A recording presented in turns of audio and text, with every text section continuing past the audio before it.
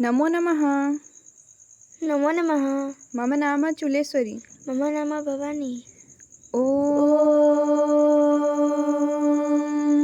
शुक्लाम्बरधरं विष्णुं शशिवर्णं चतुर्भुजं प्रसन्नं वदनं ध्यायेत् सर्वविघ्नोपशान्तये।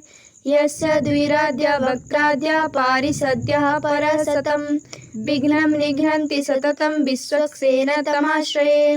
व्यासं वसिष्ठनप्तारं शक्तेः पौत्रमकल्मषं पराशरात्मजं वन्दे सुकतातं तपोनिधिं। व्यासाय विष्णुरूपाय व्यासरूपाय विष्णवे नमो वै ब्रह्मनिधये वासिष्ठाय नमो नमः। अविकाराय शुद्धाय नित्याय परमात्मने सदैकरूपरूपाय विष्णवे सर्वजिष्णवे। यस्य स्मरणमात्रेण जन्म संसारबन्धनात् विमुच्यते